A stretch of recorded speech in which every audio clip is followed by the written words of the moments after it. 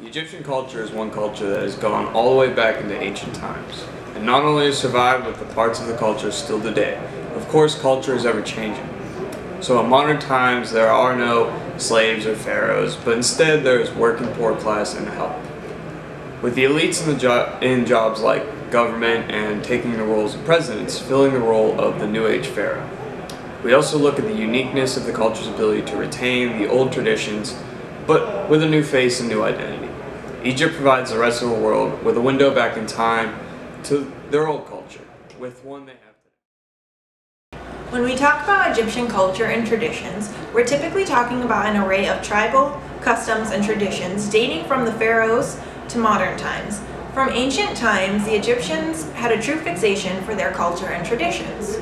The royalty of ancient Egypt had a cult for their gold and jewelry, and paid a lot of attention to the clothes they wore, which were preferably silk. The life of ancient Egyptians was coordinated by their gods and goddesses in whom they have a very strong faith. Their religious practices were related to the celestial bodies and their movements. Today's culture in Egypt is that of a cosmopolitan one, living people that have diverse backgrounds of culture. Egyptian culture is special and unique because of the old cultural heritage was kept intact, yet at the same time, they managed to create a new, modern cultural identity. Today, Egyptians are incredibly open and friendly with visitors in their country, and are incredibly aware of their history and civilization. If an Egyptian invites you into their house and you refuse, you must then promise that someday you will go into their house. If you break this promise, the Egyptian will be humiliated. This is just one of the Egyptian traditions, and here are some of the guidelines that you should know before you come to Egypt. A man should not talk to a woman he does not know. And when speaking to an Egyptian, there should be some distance in between you. It is tradition for the woman to marry as a virgin. The virginity is considered by men proof of good karma and morality.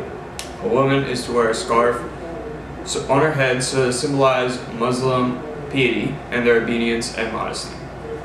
The cultural traditions affect men and women differently.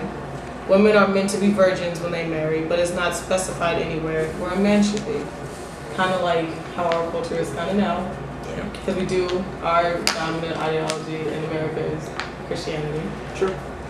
Women are to be fully covered at all times and are not to speak to strangers.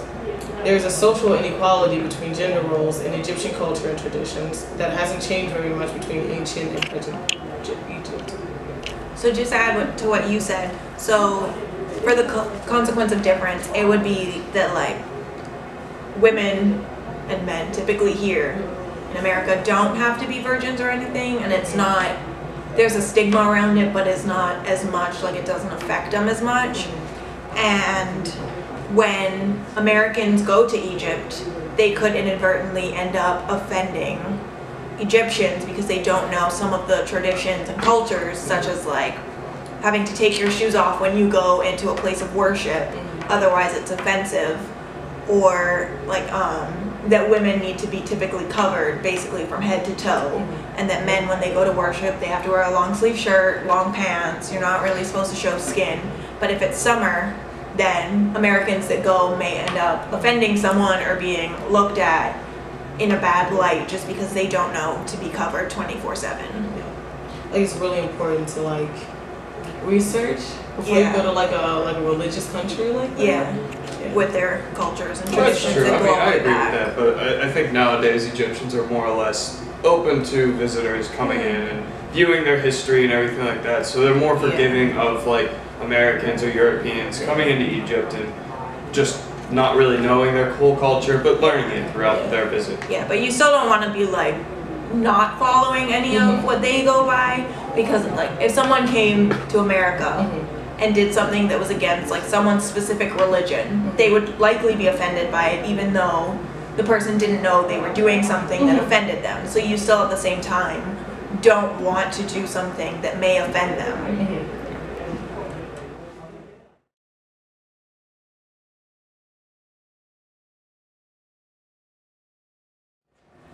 In the social pyramid during the ancient Egyptian times, pharaohs and those associated with divinity were at the top of the structure, while servants and slaves were at the bottom. with everyone else falling somewhere in between.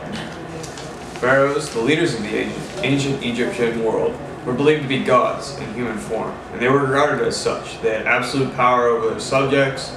There were pyramids built in their name, just so the pharaoh could die. They were buried in the chambers within the structures. In one article that we found, it goes, on one particular day in the square, he recalls, a man asked me for a cigarette. He was uneducated, wore slippers, and a traditional ankle lathe garment. A simple man. He pauses, reflecting deeply on a brief encounter. We talked up for a little bit, and it occurred to me until then that I never really mingled with a lower. He stopped himself, embarrassed to complete the thought. The C word, aka class, is making a comeback into Egyptian rhetoric. Preserved since the reign of Nasir, when socialism disguised class distinctions and set a tone for the empowerment of Egypt's working class. The experiment was brief, and the existence of significant class divisions never really ceased to exist. However, the acknowledgement of these class distinctions did grow incredibly taboo, prompting many people in Egypt to shy away from the very realities that may have fueled certain elements of the Arab Spring. Egypt's first free and fair presidential election. Now one for the history books, it impacts the social dynamic of the country. It may have been more for lasting effects on society and the political transition. Many in Egypt see Mohammed Morsi as an ally to lower income citizens of Egypt. Beginning in 1974, the government introduced a series of laws intended to restore and promote private ownership of previously socialized sectors of the economy. These new policies, known as infitah, so opening or open door policies, helped consolidate the class structure. In 1989, Egypt continued to be a country with a skewed distribution of wealth. About 2,000 families had annual incomes in excess of £35,000. While more than 4 million people earned less than £200, Nasir's socialist policies had led to a doubling of the average real wage in Egypt from 1960 to 1970. From 1970 to 2000, there was no real development in the country. From ancient to present-day Egypt, your name holds incredible value in who you are. If a member in your family has brought shame or has been of a low class even from the times of ancient Egypt, that name will follow the family. Alternately, if the family has descended from the pharaohs, they are of highest importance, even in modern-day society. Traditionally, the pharaohs were buried with their jewelry and riches, which means the future generations of that bloodline will not see any of these historical items and will have no entitlement to them. Really, from Egypt and American standpoint, Egypt tends to care a lot more about the names that are held than the actual actions of the person. While in America, it's more about like what you do in the society, how you better yourself, is how the kids or grandkids are going to really be in the future. While in Egypt, if you screw up, then down the line, your kids and grandkids are really going to feel the effects of what happened to you, and they're going to have to work even harder to get rid of that name. I do kind of disagree with that, like a little bit. Because, like, even in America, right, like, say you're a sibling of, like, 5 other siblings, right? Sure. And then when you go to the same high school that they did, and each of them did something terrible, they're just going to expect that out of you because that's what they think your family is like. Oh, yeah, You know what I mean? I agree with that, but in the same sense, it's just, I mean, we don't hold it to that higher standard. We're not going to immediately think that, or we're not immediately going to put that kid in a lower class. We're just going to see how that kid keeps going. You And know? that's like on a smaller scale of being True. in just a school environment, but on a bigger scale, being in Egypt, it's more of that, like, even if 7 generations back, your grandfather stole from somebody, Yeah. and you now, not a thief, nothing, well educated, went to a good school, good job, whatever, people are still going to see you and be like, oh, she came from a thief. Yeah. That's what you're known for then. Even like generations past on a larger scale in the country, a lot of people will look at you that way. And it gives them, like, really, like no room Yeah, to really... and it makes it harder for you Achieve. to establish something for yourself individually Yeah. outside of your family, whether you're bad association with your name or a good association, you essentially can't really be independent of your family.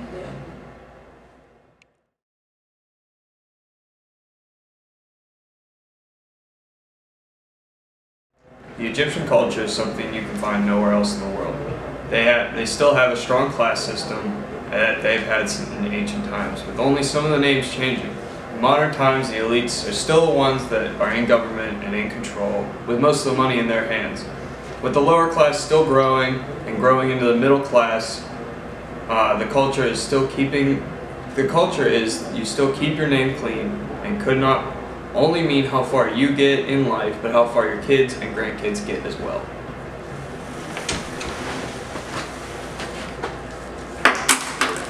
I was part of this.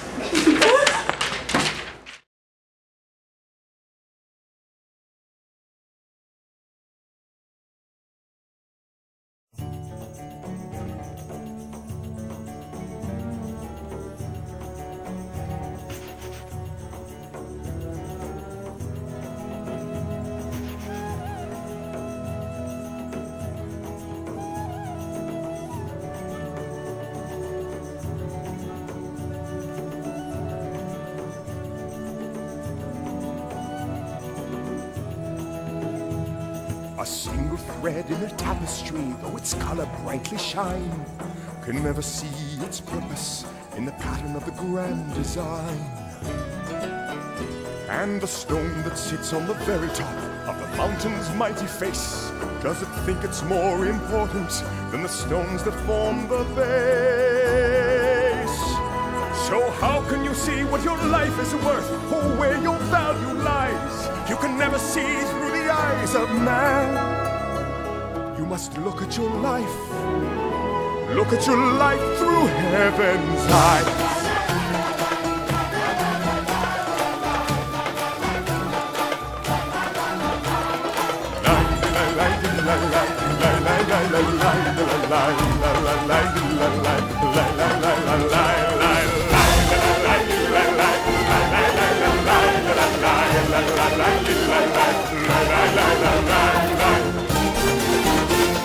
A lake of gold in the desert sand is less than a cool, fresh spring, and to one lost sheep, a shepherd boy is greater than the richest king. If a man lose everything he owns, has he truly lost his worth? Or is it the beginning of a new and brighter birth? So how do you measure the worth of a man? In wealth or strength or size? In how much he gained or how much he gave? The answer will come. The answer will come to him who tries to look at his life through heaven's eyes. And that's why we share all we have with you, though there's little to be found. When all you've got is nothing, there's a lot to go around. No life can escape being blown about by the winds of change and chance. And no, you never know all the steps. You must learn to join the dance. You must learn to join the dance.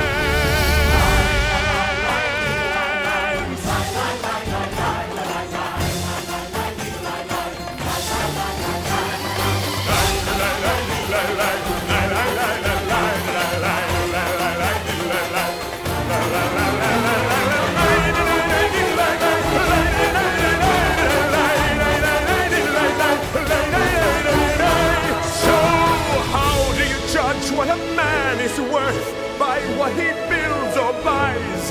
You can never see with your eyes on earth. Look through heaven's eyes. Look at your life.